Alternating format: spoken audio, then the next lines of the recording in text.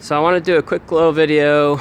Some of you guys have asked how the fire effects work and what exactly is going on, and I did a couple pictures and they don't really show that much. So let me explain the whole way it works. We have an accumulator here, and this hooks up down here to a propane line that fills this with propane gas, not liquid but gas. And then that gas can fill up these pipes here.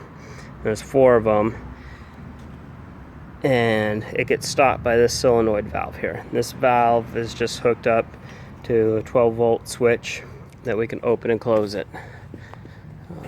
So one of these valves looks like. So when we press the button on the control system, it opens up and the propane shoots out these copper lines. These copper lines come all the way down, and this is actually a hydraulic fitting for pipe thread. It's a lot cheaper than the unions you can get at Home Depot, but you got to go to a hydraulic supply store, and they're rated for a lot higher PSI and a lot tighter seal than your standard water gas pipes.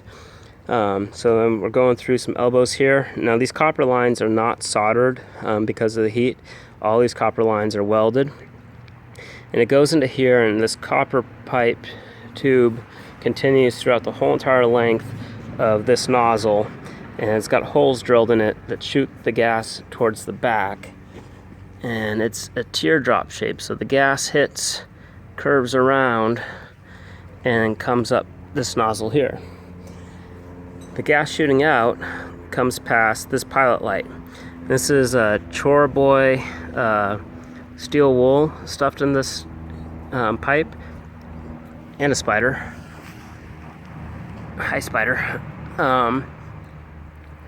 But this allows the gas to diffuse in this pipe and flame up through here.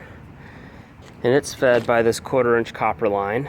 And if we go back down to the end, we have this hose here, which comes up and feeds these 4 needle valves.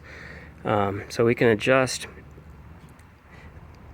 the 4 pilot lights on the main mast, and this manifold with the needle valves also has hoses exiting on either end that come down to these 2 needle valves, which still need the copper lines plumbed to feed the pilot lights on the yards.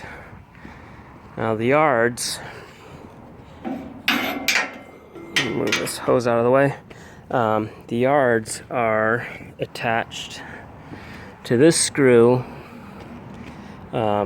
hinged right here, and there's this lantern gear, and right now we're just using a ratchet. Eventually we'll put a hydraulic motor on this, but this moves.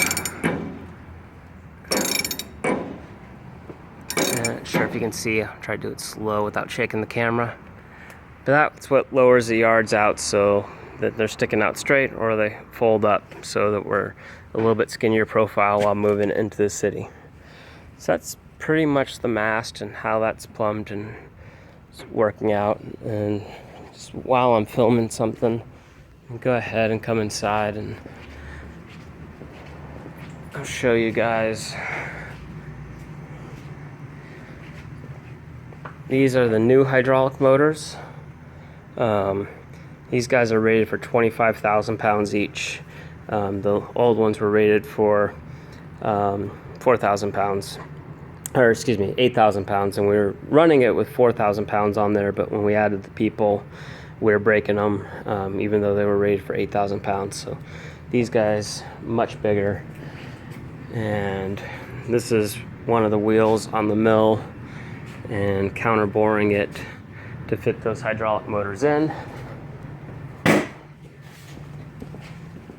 And just show you real quick, there's the cog, and that's the old hydraulic motor, the one we're replacing. So anyway, quick update. Hope that explained more on the fire effects, and I'll talk to you guys later.